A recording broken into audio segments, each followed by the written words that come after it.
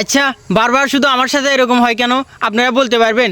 সামনে আমার বিয়া, কিছুদিন পরে বিয়া করবো, এই উপলক্ষে একটা ফেসবুক আইডি খুলছি। আপনারা বলতে পারেন যে ফেসবুক আইডির সাথে আমার বিয়ার সম্পর্ক কি? তো ফেসবুক আইডি খুলে 5,000 জনের ফ্রেন্ড পাঠানো যায়। তো 5,000 মাইয়ারে ফ্রেন্ড পাঠাইছি, খুঁজি খুঁজি মাইয়ারে ফ্রেন্ড পাঠাইছি।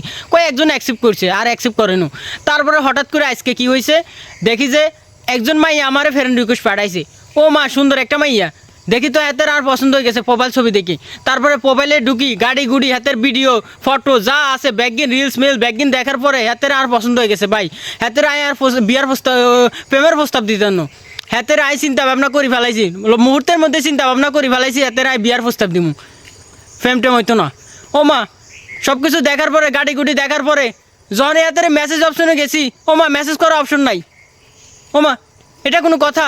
হাতেরাই প্রেমের প্রস্তাব দিতাম না, ডাইরেক্ট বিয়ার প্রস্তাব দিয়া এখন দেখি মেসেজের অপশন নাই।